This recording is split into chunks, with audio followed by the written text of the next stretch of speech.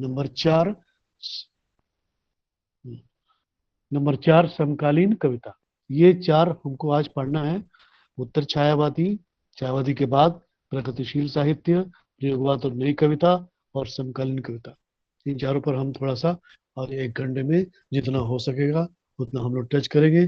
बस आप दिमाग खोल के रखिए, कलम खोल के रखिए, हाथ को चलाइए और दिमाग में सेव कीजिए जो भी बोलते जा रहा। तो कल हमने छायावाद खत्म किया, भारतेंदु युग, द्विवेदी युग, छायावादी।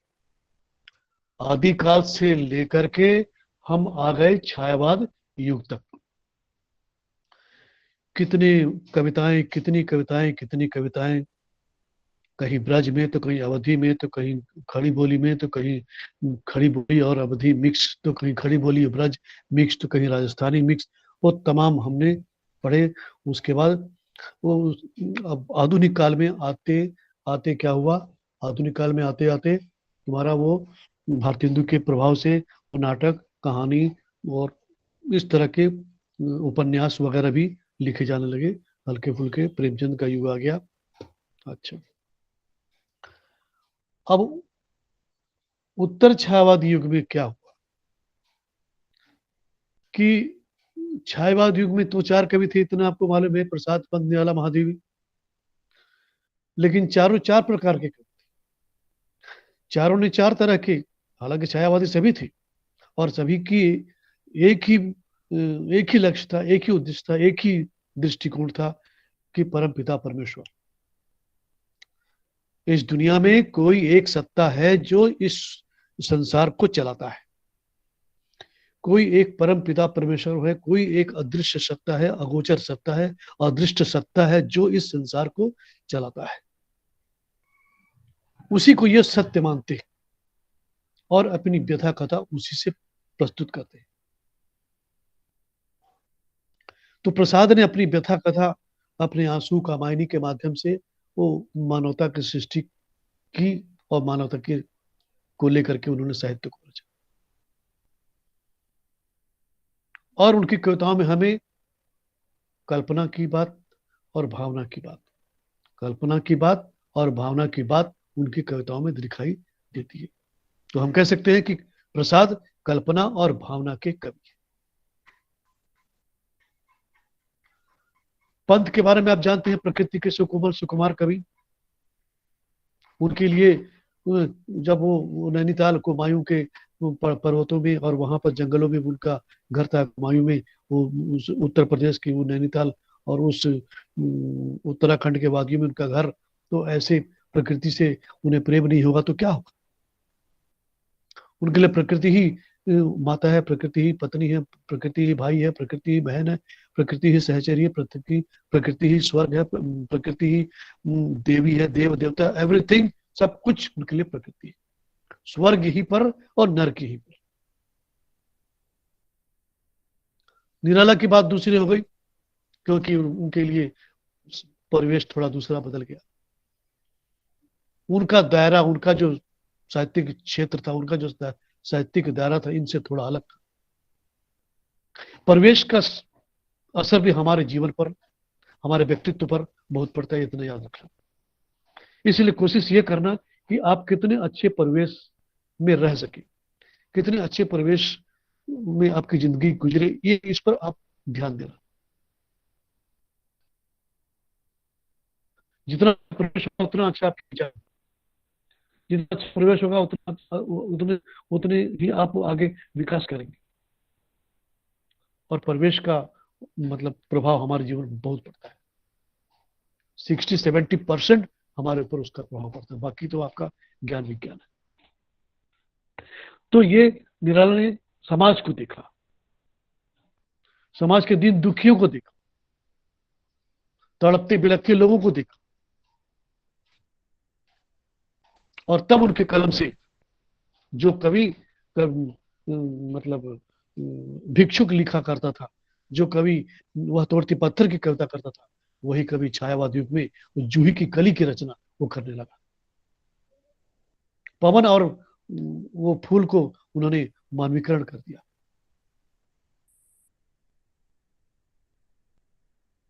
महादेव वर्मा, विरह का जल जात जीवन, विरह का जल जात जीवन,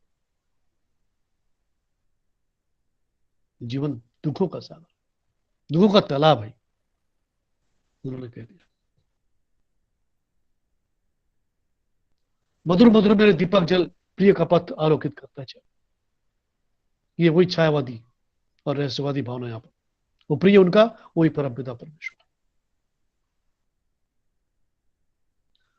उससे बातें करते हैं लोग, ये सारे के सारे छायावादी।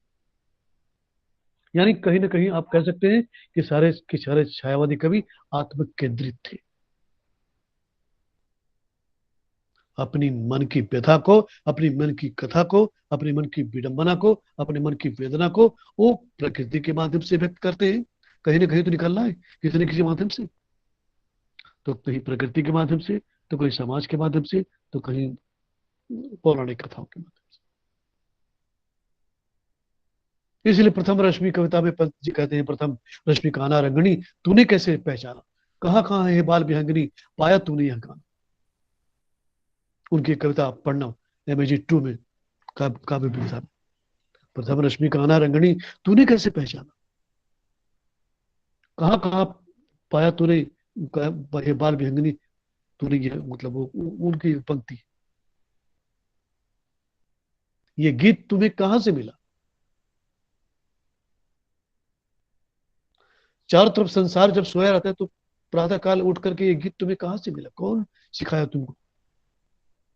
प्रथम रश्मि काना रंगनी, तूने कैसे पहचाना,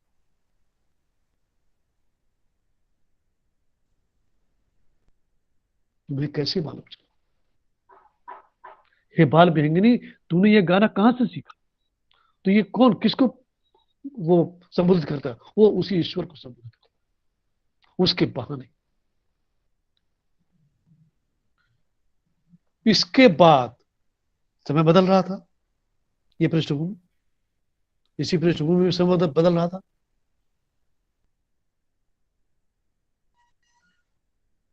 अंग्रेजों का भी समझ लो आगमन था ही उस समय।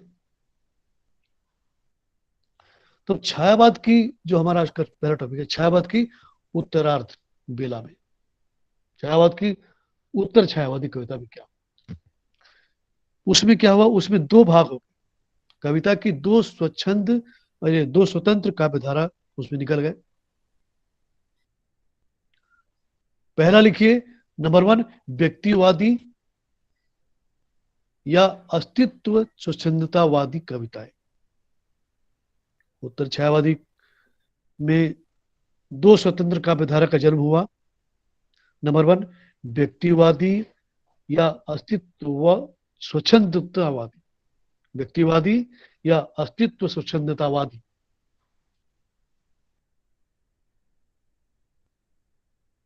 लिखे, छायावादी या अस्तित्व स्वच्छंदतावादी काव्यधारा, और दूसरा राष्ट्रीय काव्यधारा।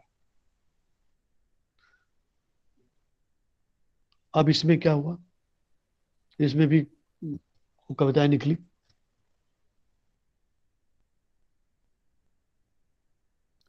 इसमें वो कवि लोग निकले व्यक्तिवादी कवि, यानी हम पहले भी चर्चा कर चुके हैं कि हम अब मॉडर्न हो गए, हमने परंपरा का अब त्याग कर दिया है, हम भौतिकवादी जीवन में अब जीने लगे, भौतिकवादी युग में जीने लगे। और तब कवि को वो मतलब एक प्रकार से कहो तो छायावाद के साथ साथ, इसलिए कहीं कहीं सुचिंतावाद भी जुड़ा होता है, कहीं कहीं आपको सुचिंतावाद भी मिलेगा उसमें। रोमांटिसिज्म, अस्तित्व और स्वच्छंदतावाद, उसमें जहां तक व्यक्तिवादी कविता का प्रश्न है, क्योंकि मैंने कहा कि हम आधुनिक हो गए, समाज बढ़ चला आगे, परंपरा को पीछे छोड़ते चला गया, और तब वो कवि को यह दीप अकेला जैसी कविताओं की रचना करनी पड़ी। अंधेरे में जैसी कविताओं की रचना करनी पड़ी, बूढ़ा पुल जैसी कविताओं की रचना,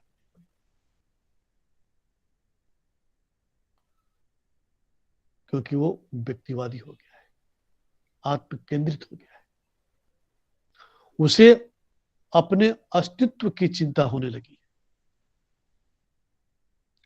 क्योंकि वो व्यक्तिवादी हो गया है। मैं जो कह रहा हूं वही अच्छा है, मैं जो सोच रहा हूं वही अच्छा है। जब व्यक्ति ऐसा सोचता है तो कल वो अकेला हो जाता है, और जब वो अकेला हो जाता है तब उसे अपने अस्तित्व की चिंता सताने लगती है। और सारे छायावादी कवियों की यही समस्या है, ये सब के सब आत्म केंद्रित होते हैं। इसलिए ये स्वच्छंदतावादी और अस्तित्ववादी विचारधारा यहां से निकली। इसमें कुछ और वो, क्योंकि अस्तित्व के साथ साथ स्वच्छंदतावादी भी है, तो स्वच्छंदतावादी कवियों में रघुवंश राय बच्चन का नाम उसमें लिया जाता है, रामेश्वर शुक्ल आंचल का नाम लिया जाता है, भगवती चरण वर्मा का नाम लिया जाता है, और हरवंश राय बच्चन का नाम जैसे कि हमने लिया, तो उन्होंने उन्होंने एक पुस्तक लिखी, क्या नाम उस पुस्तक का, मधुशाला। मधुशाला एक किताब आपकी लाइब्रेरी में अवश्य होनी चाहिए, और उनकी कोई पुस्तक खो रहा हो, लेकिन मधुशाला अपनी लाइब्रेरी में अवश्य रखें।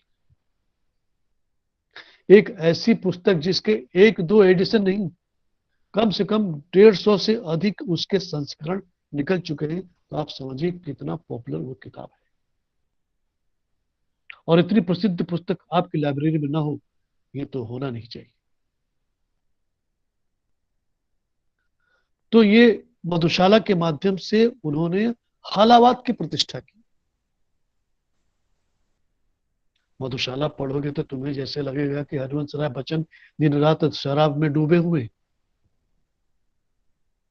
24 घंटा वो नशे में डूबे हुए। लेकिन उसकी कुछ पंक्तियां आप सुनिए, जरा सिर्फ सुन लीजिए कि मेरे मेरे अधरों पर हो अंतिम वस्तु न तुलसी दल प्याला, मेरी जीवा पर हो अंतिम वस्तु न गंगा जल हाला, मेरे शव के पीछे चलने वालों याद इसे रखना, राम नाम है सत्य न कहना, कहना सच्ची मधुशाला। मधुशाला सच्ची होती है जब तुम राम नाम कहते हो, समाज में जाते हो, तो तुम हिंदू मुस्लिम सिख ईसाई हो गए, इसकी जाति उसकी जाति उसकी जाति उसकी जाति हो गए। इसलिए मैं ये तुलसी दल गंगा जल ये राम नाम के लफड़े में नहीं पड़ना चाहता। मेरे लिए मेरी मधुशाला ही सच्ची है, क्योंकि यहाँ आने के बाद आदमी आदमी हो जाता है, आदमी बन जाता है, व्यक्ति आदमी बन जाता है।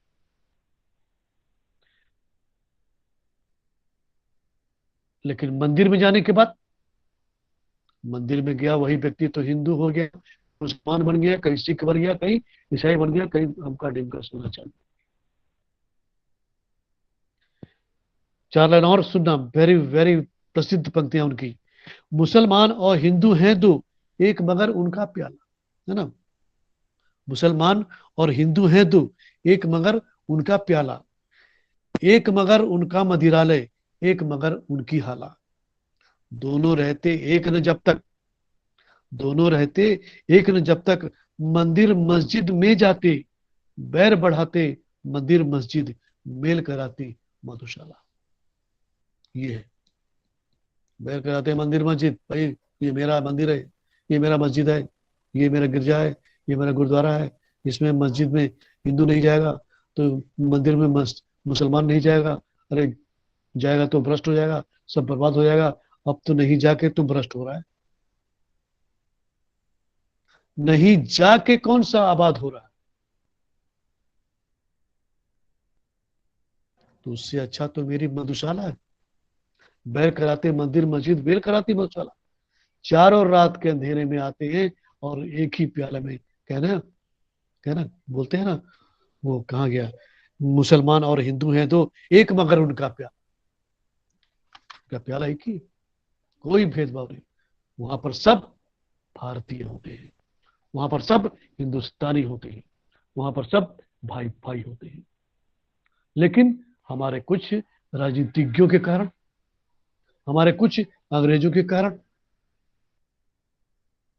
है ना, कुछ अंग्रेजों के कारण हमने हिंदुस्तान को एक तरफ बांग्लादेश बना दिया, एक तरफ पाकिस्तान बना दिया। भाई तुम लोग लड़ते रहो, लड़ो, हम देख रहे हैं यहाँ पर इंग्लैंड में बैठ करके देख रहे हैं, है ना, महाभारत का मजा ले रहे हैं। एक महाभारत तो उस युग में हुआ था, आज भी हम महाभारत का मजा ले रहे हैं। लड़ो तुम लोग। कैसी विडंबना है, कैसी सोचने वाली बात। और एक तरफ हम कहते हैं कि हमारा विकास, डेवलपमेंट, खाक डेवलपमेंट हुआ। ये स्वच्छंदतावादी और अस्तित्ववादी कल्पना की कवि, यानी वो हलावाद के माध्यम से बच्चन ने राष्ट्रीय मधुशाला का उद्देश्य यही है कि राष्ट्रीय एकता की बात वहां पर उन्होंने कही, हिंदू मुस्लिम राष्ट्रीय एकता को वहां पर मिलाने की बात कही। दूसरा विषय, दूसरा पॉइंट है, ये पहला तो था व्यक्तिवादी, दूसरा है लिखिए राष्ट्रीय काव्य धारा। राष्ट्रीय काव्य धारा, राष्ट्रीय काव्य धारा में दो चार कवियों का नाम लिखिए आप। माखनलाल चतुर्वेदी, माखनलाल चतुर्वेदी, सुभद्रा कुमारी चौहान, माखनलाल चतुर्वेदी, सुभद्रा कुमारी चौहान, सोहनलाल द्विवेदी, बालकृष्ण शर्मा नवीन। माखनलाल चतुर्वेदी, सुभद्रा कुमारी चौहान, सोहनलाल द्विवेदी, बालकृष्ण शर्मा नवीन, ये सब राष्ट्रीय काव्य धारा के कवि हैं, है ना। यानी उत्तर छायावादी में दो स्वतंत्र काव्य धारा आई, एक व्यक्तिवादी या अस्तित्ववादी कह सकते हैं आप, और दूसरी राष्ट्रीय काव्य धारा। राष्ट्रीय काव्य धारा में क्योंकि अंग्रेजों का आगमन था ही, वो लोग देश पर राज कर ही रहे थे, देश के गुलाम मतलब लूट ही रहे थे, तब ये इस तरह के कवि लोग पैदा होते हैं। लोगों के अंदर देश प्रेम की भावना जगाते हैं, अंग्रेजों के खिलाफ आवाज उठाते हैं अपनी कविताओं के माध्यम से, जो जिस माध्यम से उठा सका। भगत सिंह ने अपने माध्यम से उठाया, तुम्हारे चंद्रशेखर आजाद ने अपने माध्यम से उठाया, और गांधी जी ने अपने माध्यम से उठाया, और उनसे तमाम हमारे शहीद नेता लोग हैं, शहीद हमारे सैनिक लोग हैं, जिन्होंने अपने अपने बलबूते जिससे जैसा बन पड़ा उन्होंने अंग्रेजों के खिलाफ अपनी आवाज उठाई। आज भी देश को हमारी जरूरत है, लेकिन मेरा क्या जाता है, लेकिन मेरा क्या जाता है, इस बात को लेकर के हम चुपचाप रहते। हाँ, जिनका जाता है, ऐसी कुछ स्वयं सेवी संस्थाएं हैं जो अपना अपना बलिदान कर रही हैं, अपना अपना काम कर रहे हैं। कुछ लोग हैं ऐसे आज भी जो बिना पैसे के देश की सेवा कर रहे हैं और अपना त्याग कर रहे हैं। ऐसी बात नहीं कि देश में अच्छे लोग नहीं है, अच्छे लोग हैं, और उन्हीं चंद अच्छे लोगों से इस देश का विकास हो रहा है, बाकी तो सब विनाश की ओर जा रहे हैं। तो माखनलाल चतुर्वेदी की कविता आपने पढ़ी हो, फूल की चाह, मुझे बताने की आवश्यकता नहीं, मुझे नहीं चाहिए, है ना, फूलों की चाह, फूल की चाह कविता में क्या है, मुझे तोड़ लेना वनमाली, उस पथ पर देना तुम पे जिस पथ जावे वीर अनेक। मैं मंदिरों में नहीं जाना सर चाहता, उसका नाम मैं पुष्प वो के सब था बेड़ी सर। में नहीं कूदना चाहता, मैं पैरों की शोभा नहीं बनना चाहता। पुष्प की अभिलाषा है सर उसका नाम। हाँ, पुष्प भी अपना। तो वो उसकी अभिलाषा वो कहता है, मुझे ये सब नहीं चाहिए। तो मुझे क्या चाहिए, मुझे तोड़ लेना बनमाली, उस पथ पर देना तू फेंक जिस पथ जावे वीर अनेक। ये पुष्प की अभिलाषा है।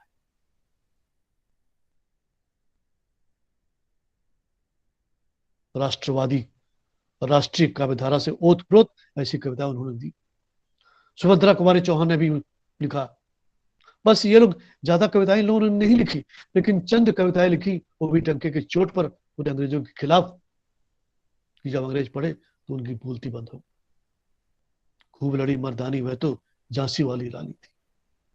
बुंदेले हर बोलों से हमने सुनी कहानी थी, खूब लड़ी मर्दानी वह तो झांसी वाली रानी थी। डंका बजा दिया सुभद्रा कुमारी चौहान। बालकृष्ण शर्मा नवीन ने भी उसी तरह वो अपनी कविताएं उन्होंने लिखी। उनकी एक कविता है, मुझे याद नहीं आ रहा है क्या नाम उस कविता का। वो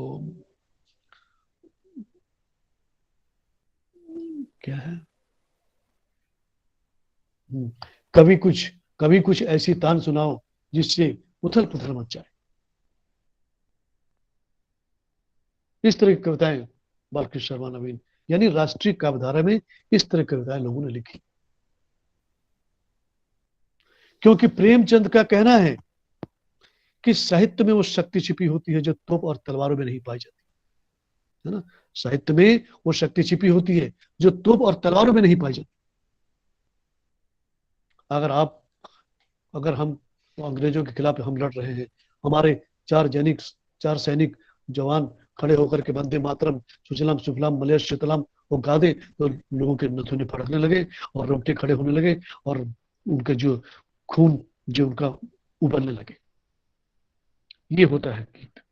वंदे मातरम सुजलाम सुफलाम मलयज शीतलाम शस्य श्यामलाम मातरम माता का गुणगान करते हुए उस सैनिक के ऊपर, शत्रु के ऊपर वो धावा बोलते हैं। इसीलिए कवि लिखते हैं, कभी कुछ ऐसी तान सुनाओ जिससे उथल पुथल मच जाए। जयशंकर प्रसाद की भी एक कविता है, वीर तुम बढ़े चलो धीर तुम बढ़े चलो, सामने पहाड़ हो सिंह की दहाड़ हो, फिर भी तुम बढ़े चलो वीर तुम बढ़े चलो, धीर तुम बढ़े चलो। ये राष्ट्रवादी कविता है। कहां गई ये सब, आश्चर्य होता है। तो कहने मतलब इस प्रकार उत्तर छायावादी कविता हमारी समाप्त होती है और इस तरह के दो धारा के कवि लोग आए और इस प्रकार उन्होंने कविताएं लिखी। उसके बाद लिखिए आप प्रगतिवाद। प्रगतिवाद में इसकी चर्चा हम लोगों ने पहले किया था, फिर भी फिर भी बातें कर देते हैं। प्रगतिवाद में देखो 1936 में प्रेमचंद ने प्रगतिशील लेखक संघ की स्थापना की, उनकी अध्यक्षता में बैठक हुई और उसमें रविन्द्रनाथ टैगोर, पंत निराला और बहुत सारे कवि लोग आए और ये विचारधारा मार्क्सवादी विचारधारा से प्रभावित थी। मार्क्सवादी विचारधारा क्या थी, पूंजी एक तरफ, पूंजीपति वर्ग और एक तरफ शोषित वर्ग, एक तरफ शासक वर्ग, एक तरफ शोषित वर्ग। मार्क्स के अनुसार पूंजीपति हमेशा जो निम्न वर्ग है या शोषित वर्ग है उनका शोषण करता है, उनका शोषण करता है, यानी उनको वो श्रमिक बनाकर रखता है और उनसे अपने प्रोडक्ट, अपने कंपनी, अपने कल कारखाने, वो अपने सारे काम उनसे करवाता है और अपने मतलब उत्पादन करता है उनसे, अपने यानी अपने धन लिप्सा को दूर करता है, बदले में उनको कुछ पैसा देता है। चाहे उसको तुम रोजी रोटी कह लो, चाहे जो भी अपने हिसाब से दूर जो भी तुम कह लो, जो कि वो केवल हैंड टू माउथ तक रहता है। हिंदी में जो कहावत है नित्य कमाना और नित्य खाना, हमारे देश में मजदूरों की जिंदगी बस इतनी, नित्य कमाना और नित्य खाना। जिस दिन कमाएंगे नहीं उस दिन वो खाएंगे नहीं। पिछले साल इस क्या नाम कोरोना महामारी के चलते कितने हजारों हजारों लाखों लाखों मजदूर बेघर हो गए, कंपनियां बंद हो गई, कल कारखाने बंद हो गए। तो उन मजदूरों का शोषण करने के लिए तो तुम बैठे हो, लेकिन उनका परिवार कैसे चले उसके बारे में तुमने नहीं सोचा। और न सोचेंगे, क्योंकि मजदूर अगर आगे बढ़ गया तो फिर पूंजीपति लोग के लिए मुश्किल हो जाएगी। इसीलिए मजदूरों को हमेशा शोषित करते हैं और दबा करके रखते हैं। क्या मजदूर वर्ग का आदमी आगे नहीं बढ़ सकता है? मजदूर वर्ग का आदमी आईएएस नहीं बन सकता है? मजदूर वर्ग का आदमी आईपीएस नहीं बन सकता है? वो क्या प्रोफेसर, टीचर, मास्टर और बड़ा आदमी नहीं बन सकता? बन सकता है, लेकिन उसकी योग्यता, उसकी क्षमता, उसकी जो भी उसके अंदर जो हिम्मत, उसके साहस, उसको सब दबा दिया जाता है। ये सब पूंजीपति का पूंजीपति लोग करते हैं। तो ऐसी विचारधारा को लेकर के मार्क्सवाद का जन्म हुआ। और इसका भी मतलब इन बातों का भी चर्चा अब के कविताओं में, यानी उत्तर छायावाद के बाद की जो कविताएं आई उसमें होने लगा। क्यों? और इसीलिए मतलब आपने वहां पर नाम दिया इसका क्या? प्रगतिवाद। आप प्रगति कर चुके हैं, आप विकास के रास्ते पर चल पड़े हैं, आप कल कारखानों के रास्ते पर चल पड़े हैं, आप औद्योगिकरण के रास्ते पर चल पड़े हैं, आप मशीनीकरण के रास्ते पर चल पड़े हैं, आप रॉकेट के जमाने में आप चल रहे हैं ना, रॉकेट के जमाने में आप चले।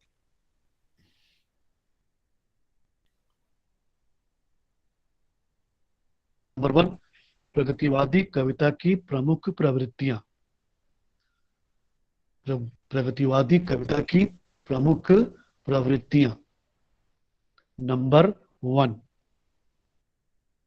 इसको हम लोग MAG 2 में थोड़ी सी बस टच किए थे, आज इसको मैं डिस्कशन कर दे रहा हूं, ध्यान से आप समझना। प्रगतिवादी कविता की प्रमुख प्रवृत्तियां, नंबर वन, सामाजिक यथार्थवाद,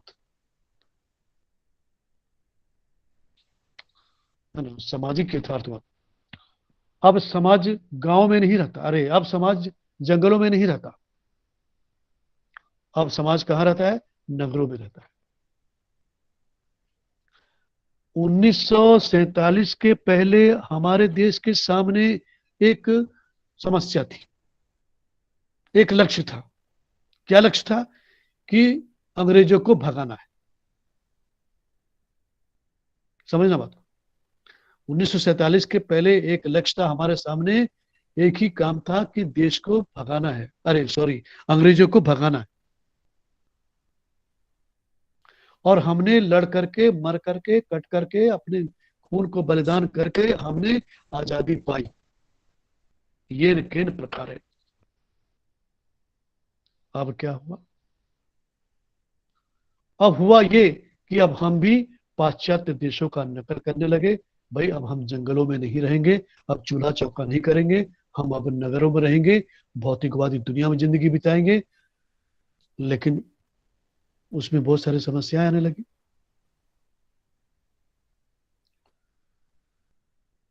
समस्याएं क्या आने लगी?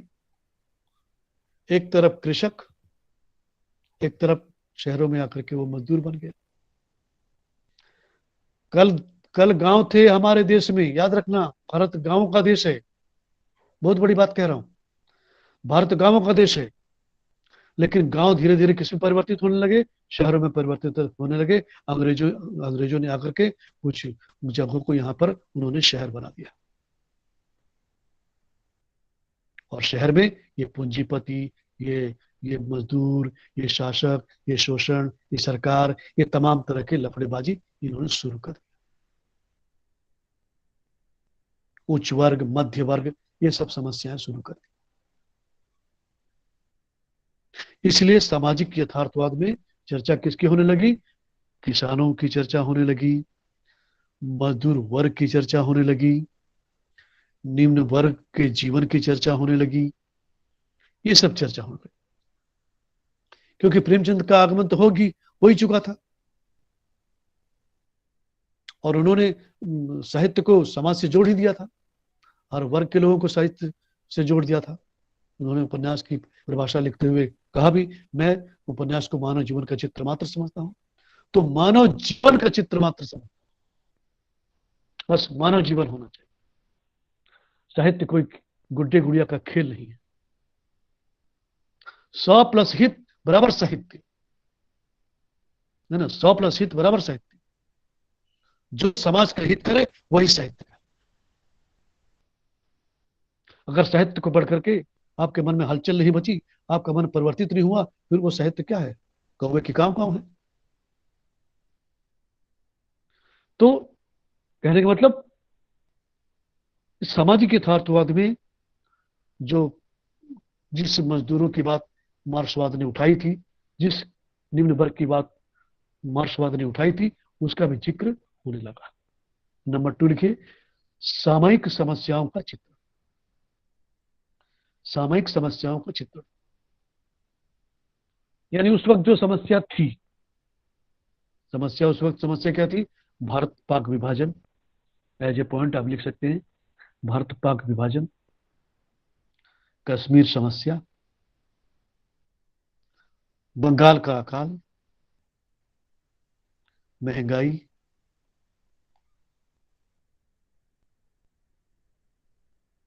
चरित्रहीनता,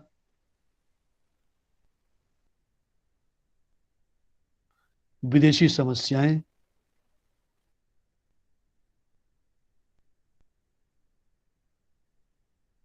जैसी सामयिक समस्याओं का जिक्र किया गया। सर विदेशी विदेशी समस्याओं का भी जिक्र किया गया। विदेशी समस्याओं का भी जिक्र किया गया। सर कश्मीर समस्या के बाद क्या बोला? कश्मीर समस्या, बंगाल का अकाल, बंगाल का अकाल, महंगाई, बेकारी, चरित्रहीनता।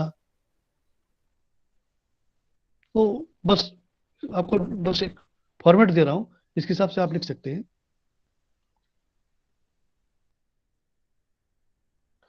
हमारे सर्वस्व दयाल सक्सेना ने एक कविता लिखी थी, क्या नाम उस कविता का? सिद्धार्थ। आज बैठे हो क्लास में? हाँ सर बोलिए। हाँ, वो हीरो, वो सॉरी, वो सर्वस्व दयाल सक्सेना की वो कविता का नाम क्या है? कौन सा कविता का सर?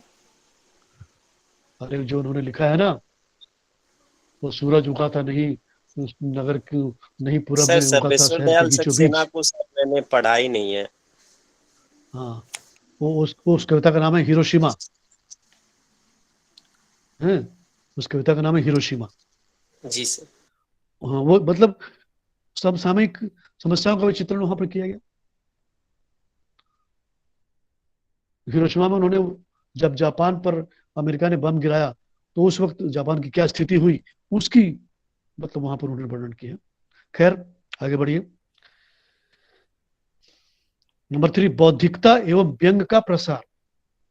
बौद्धिकता एवं व्यंग का प्रसार।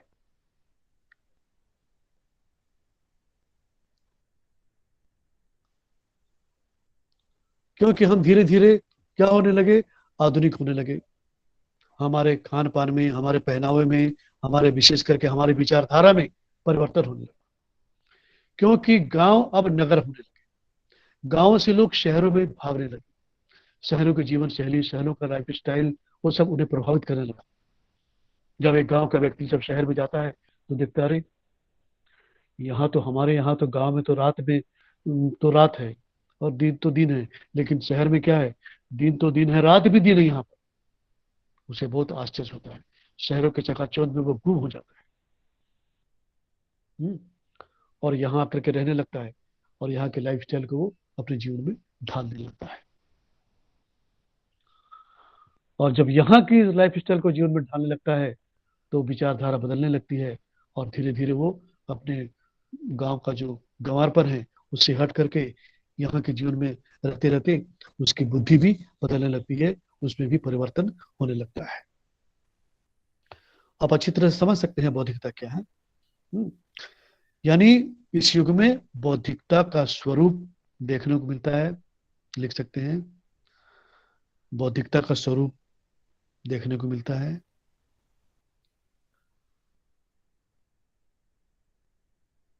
सामाजिक व्यंग को कवियों ने महत्व दिया। नेक्स्ट पॉइंट उसी में, सामाजिक व्यंग को कवियों ने महत्व दिया।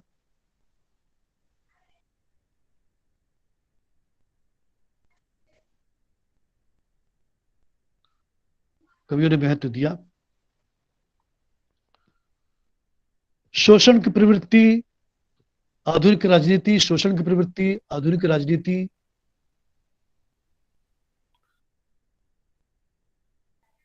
को कवियों ने व्यंग के माध्यम से देखा, को कवियों ने व्यंग के माध्यम से देखा।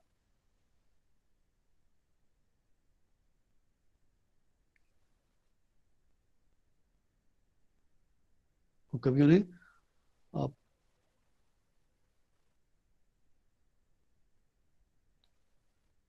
व्यंग के माध्यम से देखा। उन्होंने व्यंग क्या किया? एक कवि ने व्यंग किया कि कागज के रावण मत फूको, कागज के रावण मत फूको, जिंदा रावण बहुत खड़े हैं। 4 पंक्तियों में कितनी बड़ी बात उस कवि ने कही। कागज के रावण मत फूको, जिंदा रावण बहुत खड़े हैं। कुछ कुंभकर्ण, कुछ मेघनाद हैं, कुछ उनसे भी बड़े बड़े हैं। है ना, कितनी बड़ी बात 4 पंक्तियों में। हम लेकिन हर साल कागज के रावण को फूंक देते हैं और लगता है कि हमने असत्य पर सत्य की विजय पाई। नेक्स्ट पॉइंट, रूढ़ी विरोध। रूढ़ी विरोध, अंधविश्वासों, परंपराओं का विरोध यहां पर किया गया, ये आप समझ सकते हैं। अंधविश्वासों, क्योंकि बौद्धिकता का आगमन हो चुका था, इसलिए अंधविश्वासों का विरोध होना स्वाभाविक था। आज मैं आपसे कहूं कुछ भी अंधविश्वास की बातें तो आप नहीं मानेंगे। अगर आप क्या करते हैं, बेकार की बातें करते हैं। अरे नहीं यार, वो बिल्ली रास्ता काट गई है, जरा 2 कदम पीछे हट जाओ, नहीं तो तुम्हारे साथ कुछ अनर्थ हो जाएगा। नहीं सर, ऐसी बेकार की बातें हम नहीं मानते।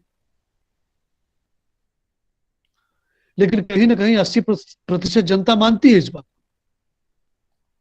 कि अगर बिल्ली रास्ता काट गई तो यानी उनका दिन कट गया और अच्छा नहीं होने वाला। घर से निकलते वक्त किसी ने छींक दिया तो बस सब कुछ बिखर गया।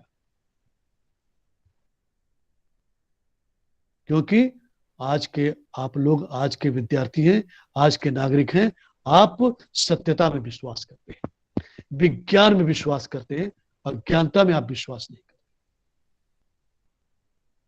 लेकिन मेरे प्यारो, कभी कभी अज्ञानता में भी सुख होता है। इस बात को ध्यान देना जरा। मानते हैं ज्ञानी अच्छी बात है, विज्ञान अच्छी बात है, बौद्धिकता अच्छी बात है, लेकिन कभी कभी अज्ञानता में भी सुख होता है, हरदम नहीं होता। नेक्स्ट पॉइंट, शोषितों का करुण गान। शोषितों का करुण गान,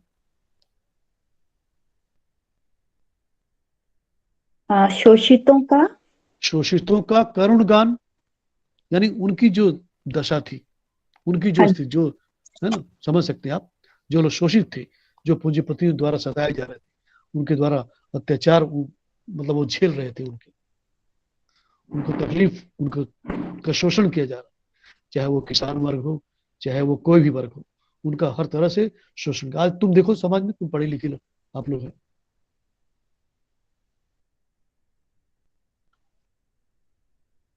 आज आपके देश में किस तरह मध्यम वर्गीय लोगों का उनका शोषण होता है, किस प्रकार शोषितों का उनके ऊपर अत्याचार किया, किस प्रकार दलितों का मतलब उनके ऊपर अत्याचार किया था। एक तरफ बड़ी विचित्र देश है तुम्हारा ये, एक तरफ सरकार कहती है कि वो धर्मनिरपेक्ष राष्ट्र है, हम सब है भाई भाई, है ना, सारे जहां से अच्छा हिंदुस्तान हमारा, हम सब है भाई भाई, मिलजुल करके रहना चाहिए। और एक तरफ सरकार ने लगा दिया रिजर्वेशन, एक तरफ सरकार लगा दी रिजर्वेशन, भाई इतना इसमें परसेंट, इसका इसमें परसेंट।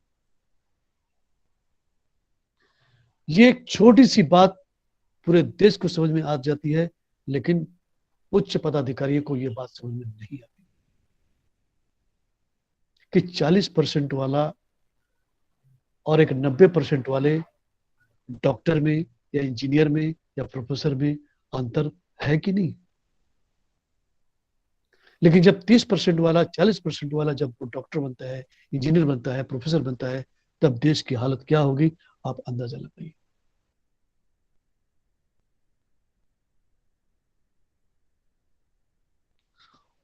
उसी क्रम में अत्याचार होता है मजदूरों के ऊपर, शोषितों के ऊपर अत्याचार चल रहा है। बड़े बड़े लोग अत्याचार कर रहे हैं, उच्च पदाधिकारी उनका शोषण करते हैं। पता नहीं इस तरह ये लोग क्यों बनाते हैं ऐसे। नेक्स्ट पॉइंट, शोषकों के प्रति घृणा और रोष, ये तो होना ही होना है। शोषकों के प्रति घृणा और रोष।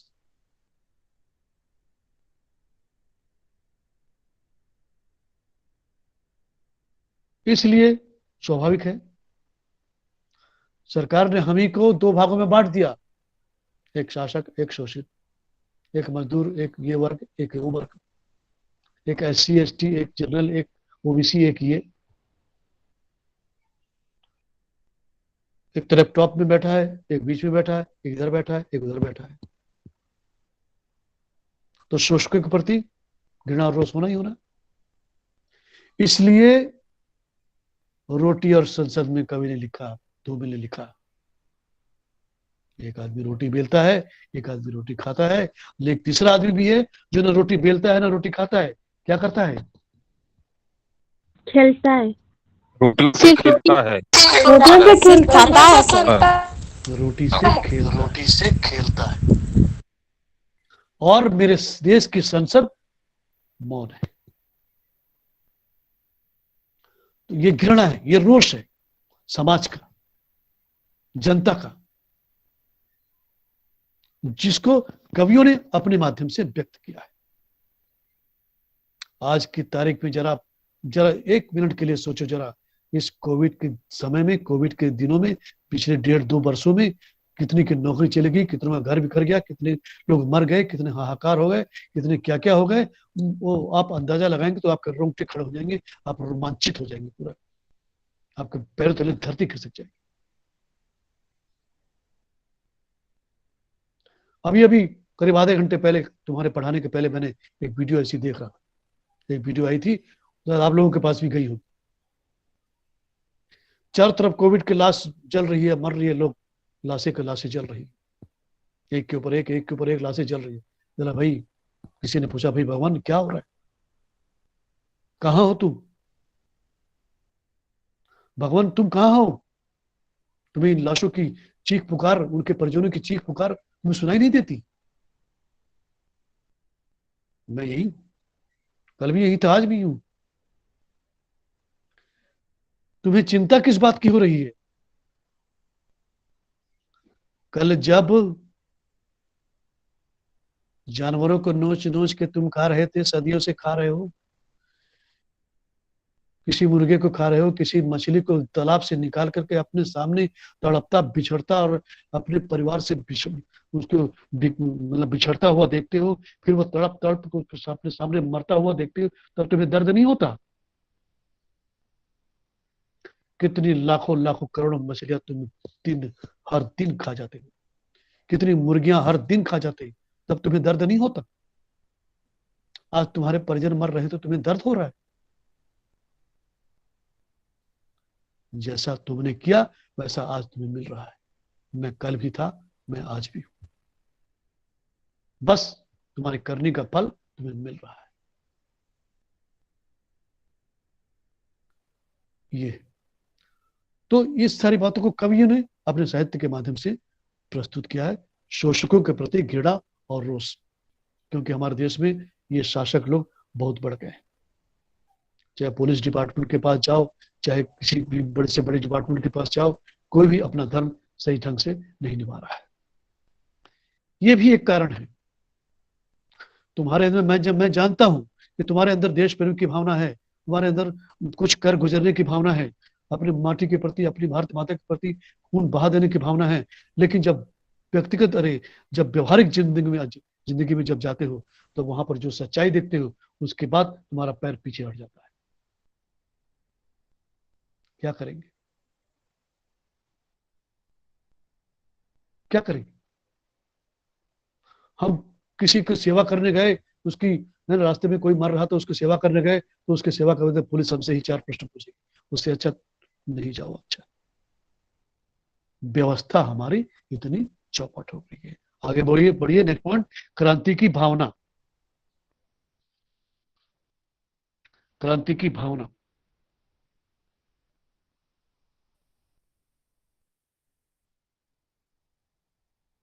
नेक्स्ट पॉइंट, मार्क्स का गुणगान। मार्क्स का गुणगान। नेक्स्ट पॉइंट, सांस्कृतिक समन्वय की भावना। सांस्कृतिक समन्वय की भावना।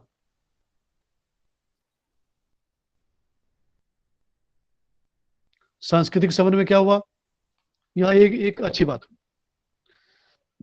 सांस्कृतिक समन्वय की भावना क्या हुई? मतलब प्रगतिशील लेखकों ने फिर वही बात, वसुधैव कुटुंबकम वाली बात यहां पर उठाई है, जो ऋषि मुनियों ने उठाई थी, और जो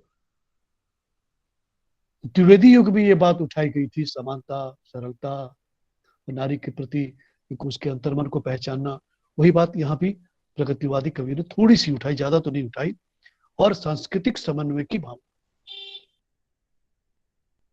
सांस्कृतिक समन्वय की भावना यानी, बस एक उदाहरण देता हूं, आप समझ जाएंगे। हमारे भारतीय क्रिकेट टीम को जरा देखिए। हमारे भारतीय क्रिकेट टीम में हिंदू भी है, मुसलमान भी है, सिख भी है, ईसाई भी है, हर जाति के लोग। जब ये अपने देश में रहते हैं, अपने घर में रहते हैं, तब हिंदू मुसलमान वगैरह वगैरह होंगे, बट जब ये विदेशों में खेलने जाते हैं, या किसी विदेशी या विदेशी या ऑस्ट्रेलिया या इंग्लैंड या कहीं से भी लोग हार जाते हैं या जीत जाते हैं, तब जब वो जीत जाते हैं, तब यहां पर पूरा देश जश्न मनाता है। सब मिलकर के जश्न मनाते हैं, वो हिंदू हो, चाहे मुसलमान हो, चाहे सिख हो, चाहे ईसाई। और जब वही देश वहां जब हार जाता है, तब फिर दुख होता है। उस वक्त, जिस वक्त दुख होता है, उस वक्त हम ये नहीं सोचते कि अरे वो मुसलमान है, चलो हार गया तो क्या हुआ, अच्छा हुआ। वो पाकिस्तान पाकिस्तान पाकिस्तान। वो हिंदू हो, उसमें कोई हिंदू है तो वो कोई मुसलमान यहाँ पर, वो हिंदू हार गया तो हार गया, अच्छा। ये भावना मन में नहीं आती। देश की बात आती, भाई देश मेरा हार गया,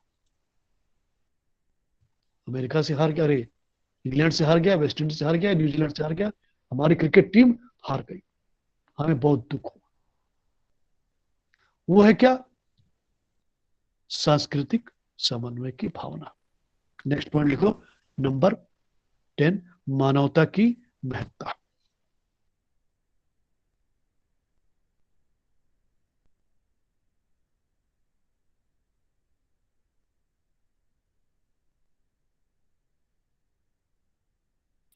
प्रगतिशील कवि लोग क्या हुआ, क्योंकि अब आधुनिक युग में आ गए, अब ये लोग परंपरा, संस्कृति, आध्यात्म, ईश्वर, पुनर्जन्म, इन सब में इनका कोई विश्वास नहीं। भगवान है कि नहीं है, ये पूजा पाठ, तंत्र मंत्र, ये सब इनके लिए बकवास की चीजें। जो सामने है वही सही है। इसलिए अपने सामने उन्होंने क्या देखा? भिखमंगों को देखा, अपने सामने किसानों को देखा, अपने सामने असहाय समाज को देखा, अपने सामने मजदूरों को देखा, अपने सामने विधवाओं को देखा, और अपने सामने जो जो सामाजिक की विषम परिस्थितियों को उसने देखा, उसी के उद्धार में वो लगा रहा, और उसी को हमारे आलोचकों ने मानवता की महत्ता का नाम दिया है। यानी मानवता का उद्धार जो नष्ट हो चुका था, है ना, मानवता का उद्धार जो नष्ट हो चुका था, उसको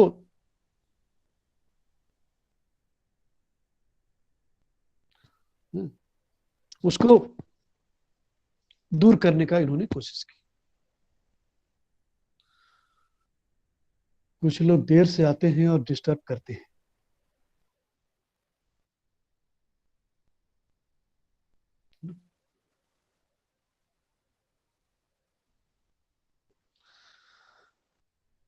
तो प्रगतिवादी कवियों ने एक अच्छी बात कही। उन्होंने जैसा समाज आपने देखा आजादी के बाद, जो समाज देखा, विषमता वाला समाज, भूखमरी वाला समाज, क्योंकि सब कुछ तो अंग्रेज लूट करके लेके जा चुके थे, देश में बचा क्या था। कोहिनूर हीरा आज तक विदेशों में पड़ा है। कितनी सरकारें आई, कितनी सरकारें गई, लेकिन किसी के पास इतनी हिम्मत नहीं हुई कि उस अपने उस कोहिनूर हीरे को वापस लेकर के आ जाए।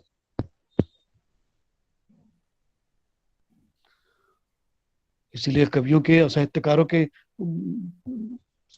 से जितना हो सका उन्होंने किया। किसानों, मजदूरों, वैश्यानी समाज की आवाज को उन्होंने साहित्य के माध्यम से प्रस्तुत किया। जैसा कि आप जानते हैं, साहित्य क्या होता है? समाज का दर्पण होता है। दर्पण होता है। साहित्य समाज का दर्पण होता है। तो साहित्य समाज के दर्पण के साथ साथ एक बात और अपनी कॉपी में लिख देना कि साहित्य समाज का दर्पण होने के साथ साथ साहित्य समाज का दीपक भी होता है। याद, ये भी, इसको भी आप लिख लेना। नेक्स्ट पॉइंट, लास्ट पॉइंट, प्रगतिवाद का कला पक्ष।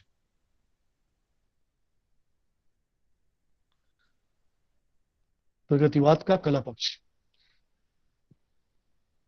मतलब इसमें क्या हुआ? बाकी तरह तो खड़ी बोली में तो लोग लिख ही रहे थे, लेकिन प्रादेशिक बोलियों और लोक गीतों की शैली में भी, लिख देना एक लाइन, प्रादेशिक बोलियों और लोक गीतों की शैली में भी कविताओं का सृजन किया गया।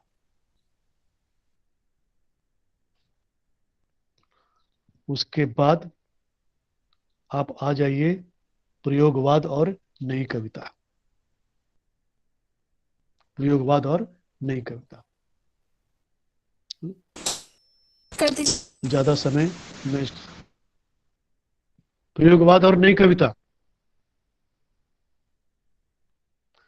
कुछ लोगों ने इसे प्रयोगवाद कहा, कुछ लोगों ने इसे नई कविता कहा, इसलिए आप कंफ्यूज मत होना।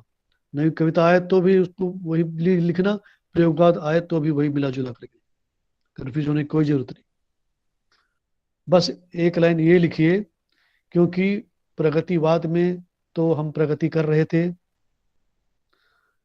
लेकिन हम इतना प्रगति कर गए कि मनुष्य का एक स्वभाव होता है परिवर्तन। ये दुनिया परिवर्तनशील है, हर क्षण परिवर्तन हो रहे हैं, हर पल परिवर्तन हो रहे हैं, हर समय परिवर्तन हो रहे हैं, चाहे वो मेरे में, चाहे वो तेरे में, चाहे देश में, चाहे समाज में, चाहे घर में, चाहे कहीं भी। इसलिए जब हर तरफ परिवर्तन हो रहे हैं तो साहित्य में भी परिवर्तन कैसे अछूता रह सकता है। इसलिए 2 लाइन लिखो। रामेश्वर शर्मा ने लिखा है, रामेश्वर शर्मा ने लिखा है, प्राचीन रूढ़ियों और संस्कारों से,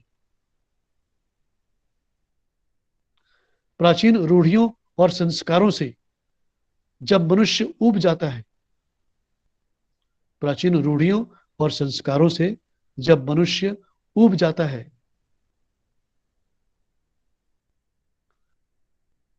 तब वह नवीनता की ओर उन्मुख होता है।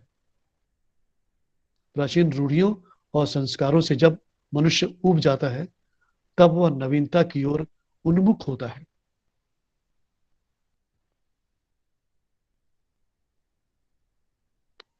फिर डॉट डॉट देना, डॉट डॉट देना, फिर लिखिए, पुरानी कविता नए भावों के, पुरानी कविता नए भावों के अभिव्यंजन के लिए सक्षम थी। पुरानी कविता नए भावों के अभिव्यंजन के लिए अक्षम, सॉरी और लिखिए, अक्षम थी। पुरानी कविता नए भावों के अभिव्यंजन के लिए अक्षम थी या अक्षम थी। अतः नई कविता की शैली के क्षेत्र में, अतः नई कविता की शैली के क्षेत्र में नवीन प्रयोग करने लगे, अरे करने पड़े। पुरानी कविता नए भावों के अभिव्यंजन के लिए अक्षम थी, अतः नई कविता की शैली के क्षेत्र में नवीन प्रयोग करने पड़े।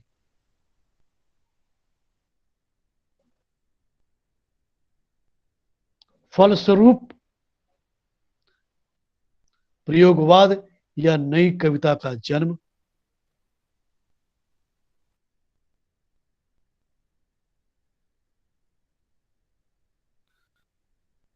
नवीन वस्तु और नवीन शैली की,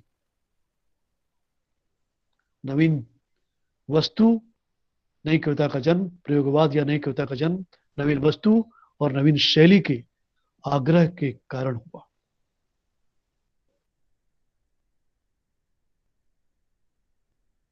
हो गया? जी सर। ओके। सब कुछ नया परिवर्तन चाहता है तो साहित्य भी परिवर्तन हुआ, है ना। सब कुछ अब बदलना चाहिए। तो अज्ञे ने इस दिशा में सबसे पहला कदम उठाया। उन्होंने तार सप्तक नामक एक पत्रिका का संपादन किया और उसके माध्यम से कविता की शैली को, कविता की विचारधारा को पूरी तरह से बदल दिया। हमने 2 कविताएं पढ़ी। कौन कौन सी? ये दीप अकेला, और उन्होंने एक कविता लिखी थी, क्या नाम उसका, कलगी बाजरे की। याद करो जरा वो कविता, ये दीप अकेला और कलगी बाजरे की। ये दीप अकेला है, वो उस व्यक्ति को महत्व देना चाहिए। उस व्यक्ति को आप महत्व नहीं दे रहे, उसको भी, पंक्ति को भी दे दो। है यह दीप अकेला है गर्व भरा मदमाता, इसको भी पंक्ति को दे दो। पंक्ति को दे दो यानी इसे भी समाज में स्थान मिलना चाहिए। लेकिन आपने इस व्यक्ति को, आपने क्या कर दिया है, ये छोटी जात बड़ी जात, वो ये जात वो जात कर करके, गोरा काला ऊंच नीच करके आपने समाज से बहिष्कार कर दिया है। उसको भी पंक्ति को दे दो। उसके फिर उसके नए नए उपमाएं उन्होंने दी। ये मधु है, ये गोरस है, ये स्वयंभू है, ये पंडुब्बा है। वो तमाम उपमाएं उन्होंने प्रयोग किया उस व्यक्ति को, नए नए रूपों में उसे, उस व्यक्ति को अज्ञे ने देखा, क्योंकि वो प्रयोगवादी कविता थी। कलगी बाजरे की भी उन्होंने, मैं तुम्हें अकेली सांझ की नव तारा, या वो है ना, ऐसी सुंदर तारा, ये सुंदरता की देवी नहीं कहूंगा, या नव की संध्या तारा नहीं कहूंगा, या तुम्हें तुम्हारी गुलाब के फूलों की सुंदरता, तुम्हारे चेहरे की सुंदरता, चांद की सुंदरता, इस ऐसी सुंदरता से तुम्हारे कोई वर्णन नहीं करूंगा। तुम चांद जैसी खूबसूरत हो और संध्या तारा की तरह खूबसूरत हो, बहुत मतलब मस्त लग रही हो, ये सब बकवास है मेरे लिए। पुराने कवियों ने जिस तरह उपमाएं दी तुम्हारी सुंदरता की, ये सब मेरे लिए बकवास है। प्रयोग कर रहा है कवि, समझना बात को। मैं तुम्हें ये संध्या तारा, गुलाब के फूल, कुमुदनी फूल, कमल का फूल नहीं कहता। इसका मतलब ये नहीं हुआ कि मेरा हृदय उथला हुआ है, या मेरा हृदय बिखरा हुआ है, या मेरे हृदय में तुम्हारे प्रति प्रेम नहीं, या कि मेरा हृदय मैला है। ऐसी बात बिल्कुल नहीं। मैं इसलिए तुम्हें पुराने उपमानों से अलंकृत नहीं करना चाहता, क्योंकि ये सारे उपमान क्या हो गए हैं, मैले हो गए हैं। जिस प्रकार बासन अधिक घिसने से मुलम्मा छूट जाता है, आपने पढ़ा होगा, जिस प्रकार बासन अधिक घिसने से मुलम्मा छूट जाता है, उसी प्रकार ये सारे, ये सूरज चांद सितारे, तुम्हारे ये गाल, तुम्हारे ये कमल फूल, तुम्हारे ये दांत, ये आंख, ये नाक, इनकी जो उपमाएं कवियों ने दी पुराने जमाने में, ये सब इनकी, उनकी चिकनाई, ये सब नष्ट हो चुकी है। इसलिए अब मैं तुम्हें कलगी बाजरे की कहूंगा, एक नए रूप में तुम्हें देखूंगा, तो इसमें क्या बुराई है। इस प्रकार तार सप्तक के माध्यम से अज्ञे ने प्रयोग किया। आई बात समझ में? जी सर। जी सर। ओके। जी सर। हाँ, नहीं समझ में आया तो आप पूछिए मुझसे। इस तरह प्रयोगवाद में अज्ञे ने प्रयोग किया और उनका जो माध्यम बना वो था तार सप्तक। नंबर 1 लिखो, 3 तार सप्तक निकाले उन्होंने। 1943 पहला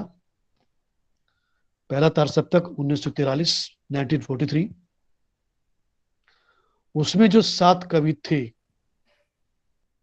उनके नाम लिखो। गजानन माधव मुक्तिबोध, गजानन माधव मुक्तिबोध,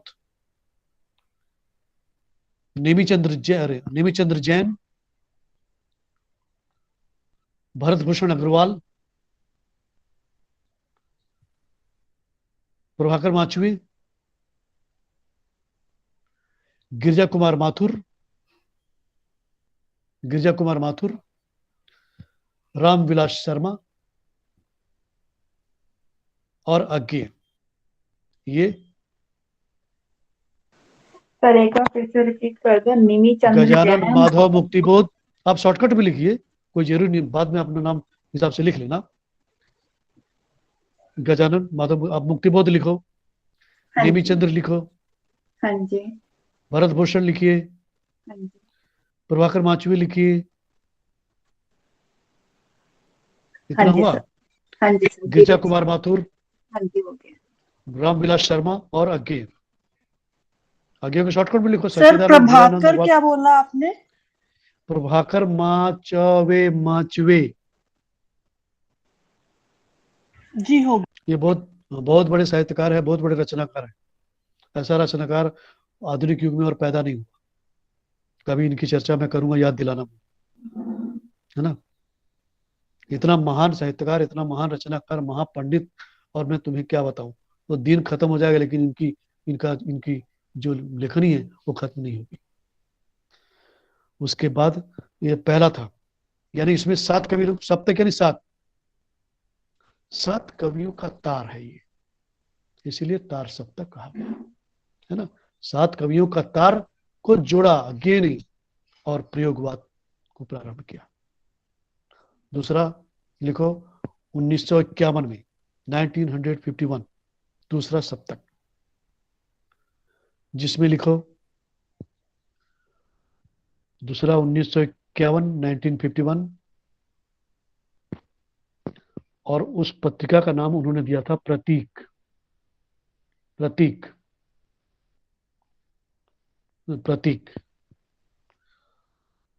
अब उसमें क्या हुआ, उसमें जो दूसरे सप्तक के कवि लोग थे, उसमें नाम लिखिए भवानी प्रसाद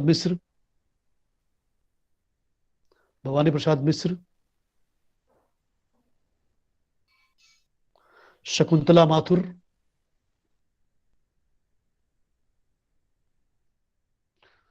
हरिनारायण व्यास,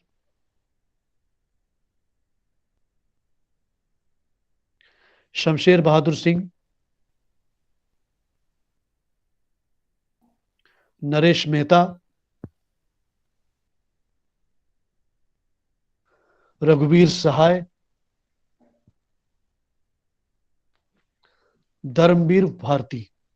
ये दूसरे सप्तक के कवि लोग थे।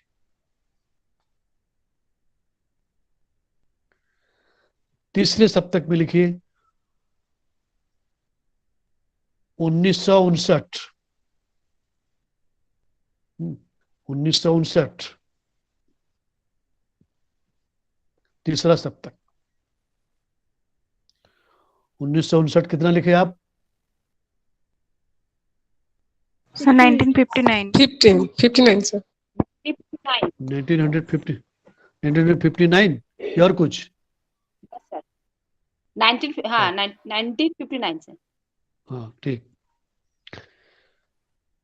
जिसमें 7 कवि लोग आए, उसमें नाम लिखो प्रयाग नारायण त्रिपाठी,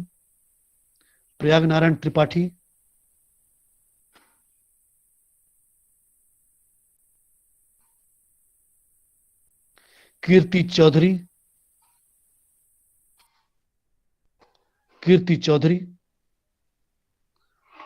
मदन वात्स्यायन, केदारनाथ सिंह, कुंवर नारायण,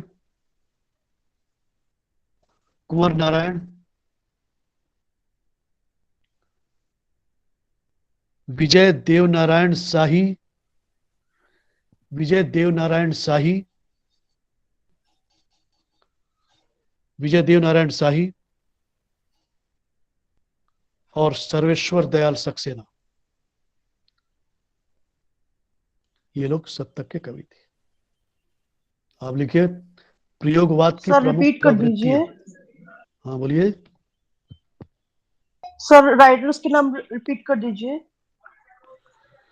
प्रयाग नारायण त्रिपाठी, कीर्ति चौधरी, प्रयाग नारायण त्रिपाठी, कीर्ति चौधरी, मदन वात्स्यायन, केदारनाथ सिंह, केदारनाथ सिंह, कुंवर नारायण, कुंवर नारायण, विजय देवनारायण शाही, विजय देवनारायण शाही, सर्वेश्वर दयाल सक्सेना। उसके बाद हेडिंग दीजिए प्रयोगवाद की प्रमुख प्रवृत्तियां। नंबर 1,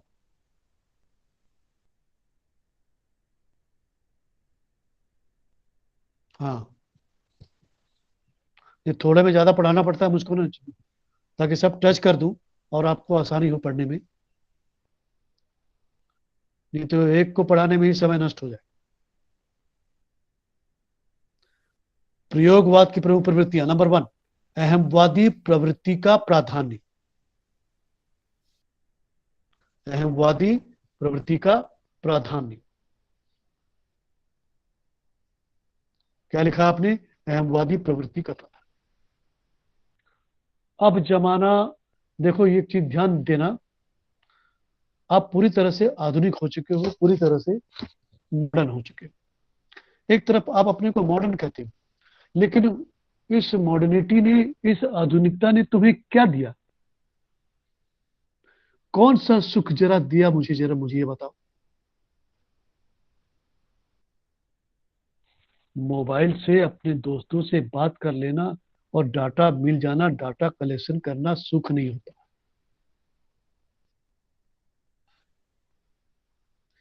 जिस रात को तुझे चैन की नींद नहीं आई, उस फिर मोबाइल का क्या मतलब और डाटा का क्या मतलब? जिस रात तुझे चैन की नींद आएगी, उस दिन तू सोचना कि तेरी जिंदगी सफल हो गई। जिस रात तुझे झुंझलाहट नहीं आएगी, उस दिन समझना तेरी जिंदगी सफल। जिस रात तुझे कुंठा नहीं होगी किसी चीज के लिए, उस दिन समझना तेरी जिंदगी सफल। जिस रात या जिस दिन तेरे मन के अंदर हीन भावना नहीं आई, उस दिन समझ लेना कि तू स्वस्थ है या तेरे अंदर किसी प्रकार का मानसिक विकार नहीं है। लेकिन कहां, आज आधुनिकता ने हमें यही दिया है। एक पंक्ति में कहे तो क्या दिया है? अहमवादी प्रवृत्ति का प्राधान्य। आज का व्यक्ति घोर व्यक्तिवादी, मैं ही सब कुछ हूं। और इसीलिए आप देखना, आज का व्यक्तिवादी अहमवादी हो गया है, इसीलिए समाज के साथ अपना सामंजस्य स्थापित नहीं। हर बात के लिए समाज में लड़ता है। कोई बात समाज की उसे पसंद में भी कोई बात उसे किसी की भी पसंद नहीं आती, चाहे वो माता की, चाहे पिता की, चाहे भाई की, चाहे बहन की। हर बात में वो दिन भर में हमारे घरों में 35 बार तू में होता है। क्यों? क्योंकि वह घोर व्यक्तिवादी है और अहम की प्रवृत्ति उसके अंदर घर कर रही है। किसी भी बात को आप मार करना, आप जरा बुद्धिमानी से मार करना कि किसी भी बात को अगर तुम किसी अगले व्यक्ति को बोलते हो तो तुम्हारी बात को इतनी आसानी से वो एक्सेप्ट नहीं करे। वो जरूर अपनी बात वहां पर एक रखेगा। क्यों भाई? आपने जो बात कहा, क्या आप मूर्ख हैं कि आपकी बातों को उसने क्रॉस कर दिया? क्योंकि वो अहमवादी है, इसलिए तुरंत क्रॉस करके अपनी बात, नहीं ऐसा नहीं वैसे, नहीं ऐसे नहीं वैसे, नहीं ये ठीक नहीं, वो थोड़ा ऐसे कर, कुछ न कुछ उसमें वो त्रुटियां जरूर निकाले।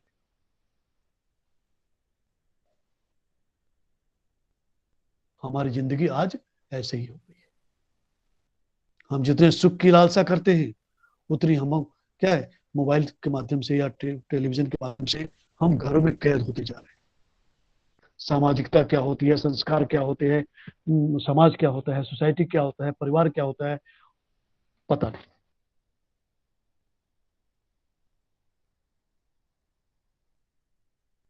एक दिन ऐसे ही, मतलब खैर चर्चा करें कभी, बातें तो बहुत है। मतलब आज की पीढ़ी को तो पता ही नहीं बिल्कुल कि आज के 50 साल पहले या 40 साल पहले कैसी जिंदगी लोग जीते थे, कैसे क्या जीते थे। ये सब उन्हें सुनाओ तो उन्हें वो मतलब वो कहानी जैसा लगता है।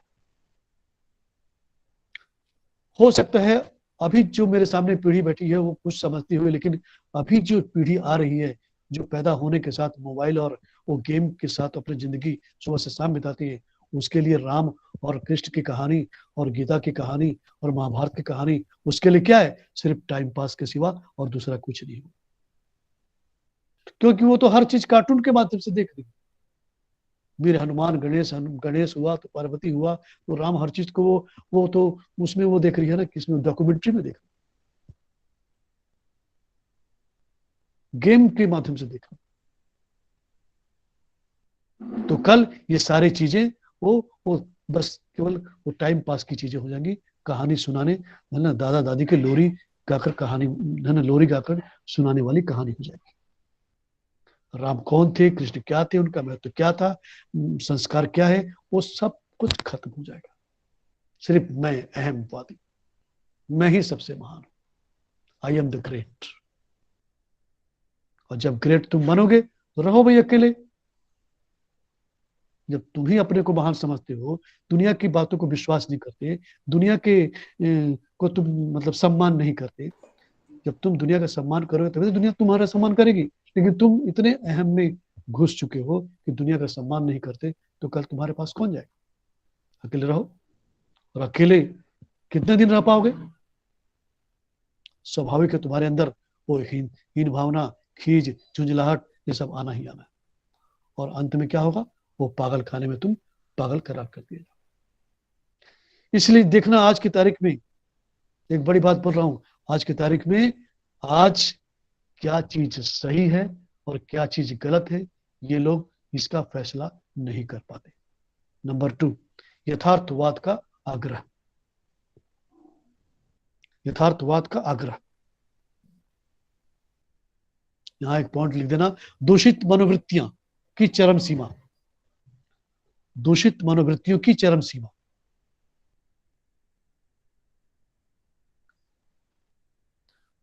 मस्तिष्क का दमित वासनाओं से, मस्तिष्क का दमित वासना की भावनाओं से भरा होना। मस्तिष्क का दमित वासना की भावनाओं से भरा होना।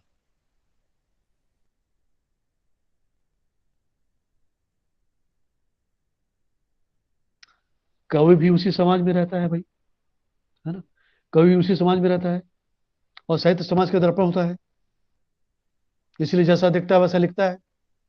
उसने क्या देखा कि आज का समाज का ध्यान देश से निकलकर देह की ओर चला गया। सर और तो मनोवृत्तियां क्या मोबाइल, बोले? आज उसके सामने मोबाइल, सब कुछ देखना उसके लिए आसान हो गया। आसान हो गया। मोबाइल में छुप छुप के क्या देख रहा कौन जानता है। 8 क्लास का बच्चा भी, 10 क्लास का बच्चा भी, बच्चे को भी पता है कि बच्चा पैदा कैसे होता है। 10 क्लास के मैट्रिक के बच्चे को भी पता हो गया आज कि सेक्स क्या होता है, वासना क्या होती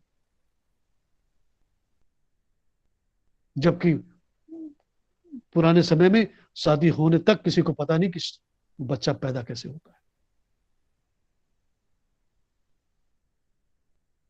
और जब वो सामने हकीकत देखने लगा, वो फैशन की दुनिया में आने लगा, फैशन के समाज को देखने लगा तो उसके अंदर के लोगों के पहनावे उड़ावे और चाल चलन हाव भाव लाइफ स्टाइल को देख करके उसके अंदर की वासनाएं वो मतलब निकलने लगी, पैदा होने लगी, उद्दीप्त होने लगी उसकी वासनाएं, उसकी इंद्रियां उद्दीप्त होने लगी।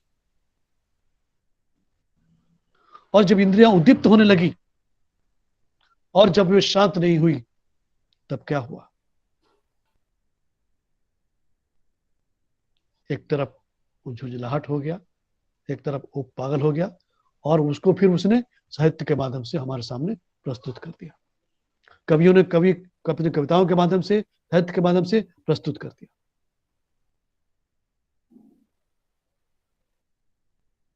मर्यादा नाम की कोई चीज नहीं रह गई आज साहित्य में। इसलिए याद रखना, तुमने मार करना, बड़े विद्वान लोग बैठे हैं मेरे सामने, छायावाद के बाद और उसके बाद और कोई वाद आया ही, छायावाद के बाद और कोई युग आया ही नहीं।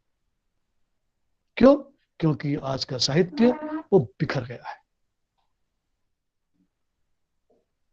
चार पंक्तियां लिखने वाला खुद को कवि समझने लगता है, ऊट पटांग लिखने वाला अपने को साहित्यकार समझता है।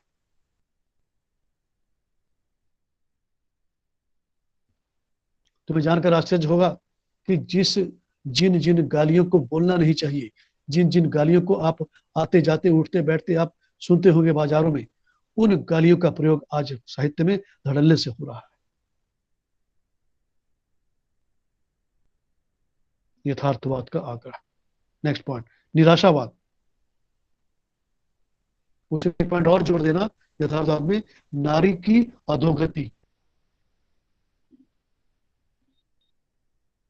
नारी की अधोगति। Next point, निराशावाद। इसको बताने की आवश्यकता नहीं है, निराशावाद। नेक्स्ट पॉइंट 4 नंबर, बौद्धिकता का प्राधान्य। आज के कवि लोग बौद्धिक हो गए, बौद्धिकता का प्राधान्य है ना, बौद्धिकता का प्राधान्य। आज के कवि लोग बौद्धिक हो गए, पता नहीं क्या लिखते हैं,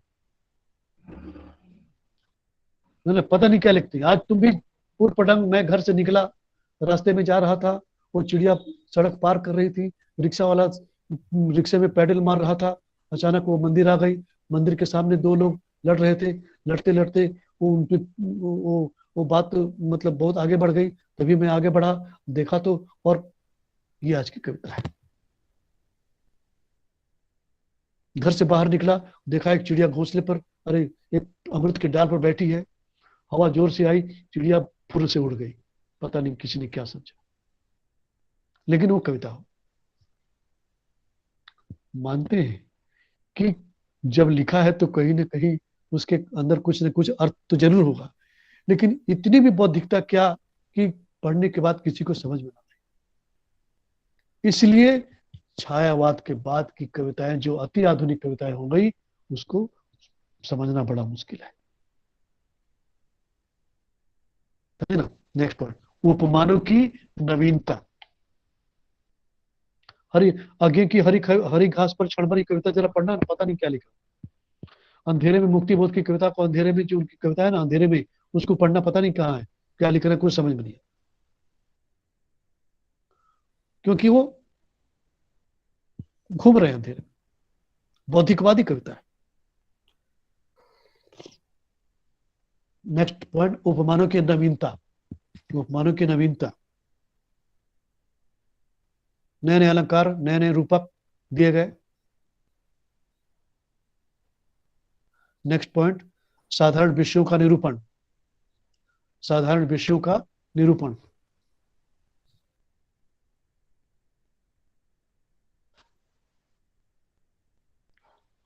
यानी जो भी चीज कवियों की आंखों के सामने दिखी उसका उन्होंने वर्णन कर दिया। और ऐसी बहुत सारी कविताओं के नाम आप लिख लीजिए। चाय की प्याली, रेडियम की घड़ी, चाय की प्याली, रेडियम की घड़ी,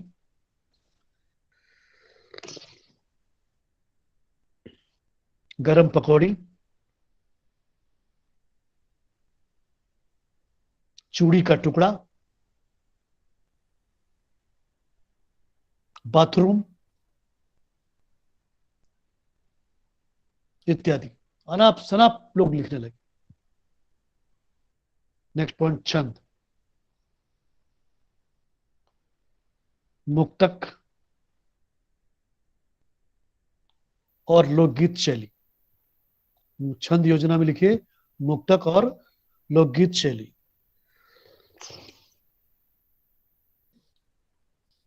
उसके बाद नेक्स्ट पॉइंट लिखो लास्ट में, भाषा का प्रयोग।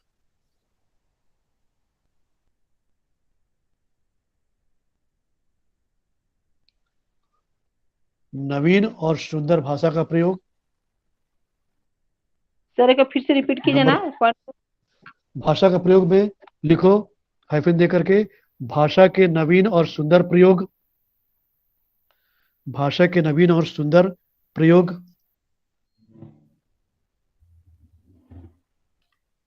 हो गया। और व्याकरण की अवहेलना, व्याकरण की अवहेलना।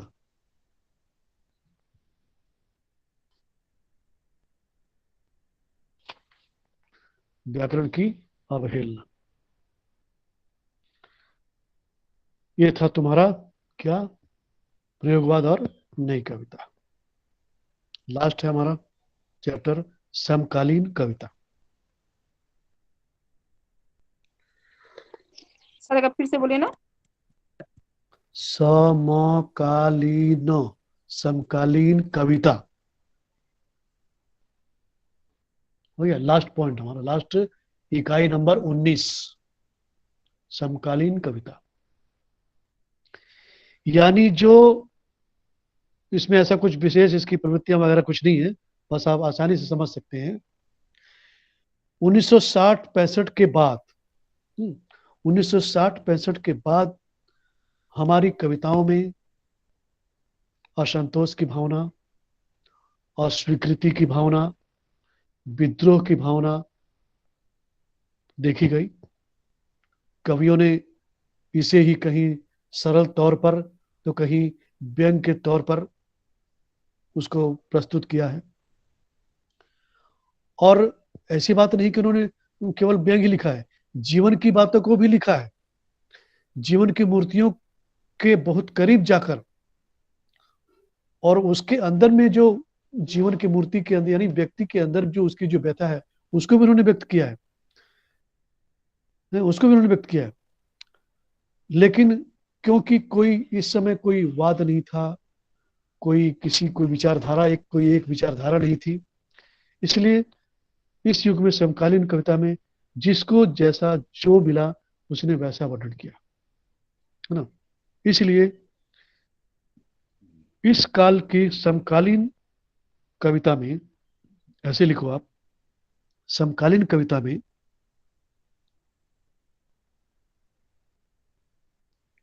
निम्न प्रवृत्तियां दिखाई देती हैं।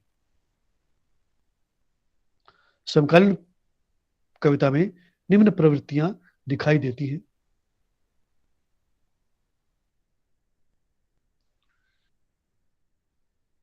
कहीं व्यंग रूप में तो कहीं खुले रूप में, कहीं व्यंग रूप में तो कहीं खुले रूप में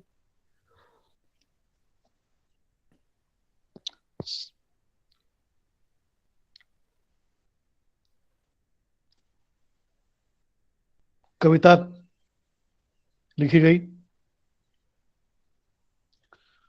उसके बाद लिखो जीवन के प्रति समर्पित होकर, जीवन के प्रति समर्पित होकर काव्य रचना।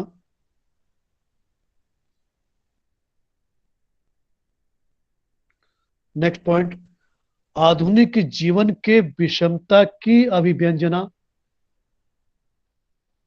यह इंपॉर्टेंट पॉइंट है, आधुनिक जीवन के विषमता की अभिव्यंजना। और आज के तारीख में तुम चारों तरफ क्या देख रहे हो, बस आधुनिक जीवन में विषमता ही विषमता है, समानता आज कहीं नजर नहीं है। केवल दुख है, आंसू है, दर्द है, विषमता है, वैमनस्यता है, और कुछ नहीं है आज की तारीख में। इसलिए कोई वाद एक वाद हमको नहीं मिलता, जिसको जैसा मिला उसने वैसा लिखा। धर्म, नेक्स्ट पॉइंट, धर्म जाति संस्कृति के बीच, धर्म जाति संस्कृति के बीच मानव मूल्यों की स्थापना। सर धर्म जाति संस्कृति के मध्य नए मानव मूल्यों की स्थापना। धर्म जाति संस्कृति के मध्य नए मानव मूल्यों की स्थापना। ये काम हर युग के कवि ने थोड़ा बहुत किया है, क्योंकि जीवन का दूसरा नाम धर्म है, जीवन का दूसरा नाम संस्कृति है, और जाति को भी बैलेंस करके चलाना है, तो कहीं कोई चीज भटक न जाए। नेक्स्ट पॉइंट, जीवन की यथार्थ वस्तुस्थिति के आकलन की प्रवृत्ति।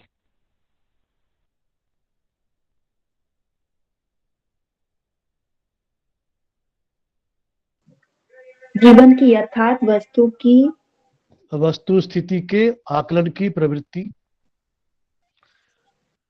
आक्रोश और रोमानी वृत्तियों के त्याग की प्रवृत्ति। ये एक अच्छी बात हुई, आक्रोश और रोमानी वृत्तियों के त्याग की प्रवृत्ति, ये एक अच्छी बात हुई। उसके अंदर जो आक्रोश था उसको उसने शांत कर लिया, रोमानी वृत्तियों को उसने शांत कर लिया। नेक्स्ट पॉइंट, युग की हीनताओं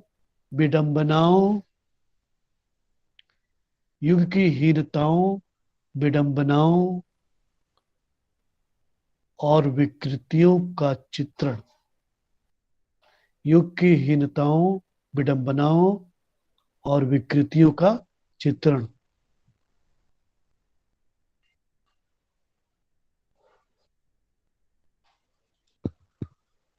उसके बाद लिखो, विरोधों और असंगतियों के आकलन। विरोधों तथा असंगतियों के आकलन की।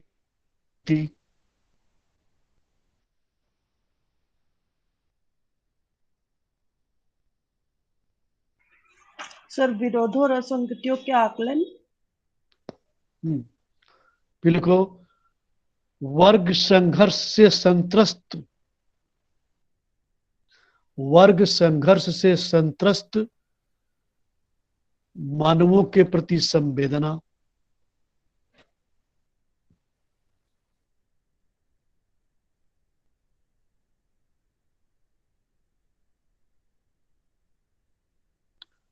व्यवस्था के प्रति आक्रोश।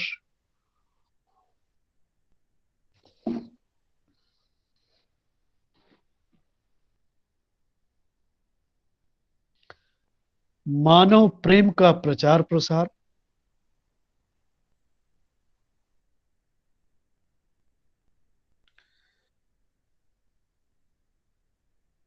रूढ़ियों को समाप्त करने का अभियान।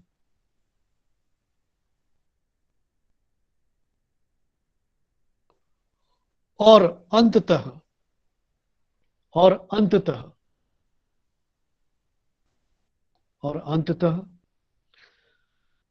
हर प्रकार के भेदभाव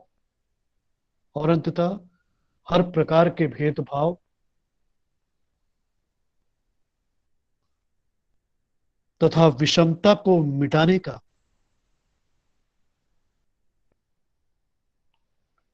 भरपूर प्रयास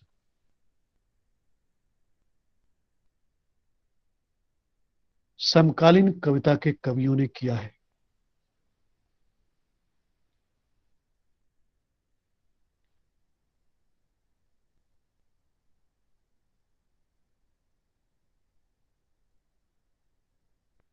हो गया, आज की पढ़ाई यही खत्म। हम कल फिर देखेंगे क्या पढ़ते हैं हम। हिंदी गद्य साहित्य का थोड़ा सा आपको टच करूंगा, उसके बाद हम भारतीय आर्य भाषाएं पढ़ेंगे। और 2 ही क्लास बचा है। ठीक है, आप पढ़िए, किताब पढ़िए, ध्यान से पढ़िए। आज की क्लास यही बंद करते हैं। ये थैंक यू। कुछ पूछना था मेरा। धन्यवाद बहुत सर। प्रयोग कोई बता धन्यवाद। दीजिए। हाँ, क्या पूछ रही हो? प्रयोगवाद सर, प्रयोगवाद का मेरा 5th पॉइंट रह गया था। प्रयोगवाद की प्रमुख प्रवृत्तियां लिखवाई थी आपने, उसका 5th पॉइंट मेरा नेटवर्क इशू हो गया था कुछ, कोई बता दीजिए। तो ये अब ये रिकॉर्डिंग हो रहा है, ये खत्म हो गया फिर? उपमान की नवीनता, प्रयोगवाद पूरा की बता क्या बोली? दीजिए। इतना ही प्रयोगवाद बुलाया नहीं, गया है। उपमान जी। की नवीनता। बस यही था। किसमें इसके बाद किसमें? सर ने ये चाय की प्यार, सर ये आपने प्रयोगवाद की प्रमुख प्रवृत्तियां लिखवाई थी, हाँ, तो उसका 5th पॉइंट रह गया था, मेरा नेटवर्क इशू हो गया था। फिर उपमानों की नवीनता। जी, उसके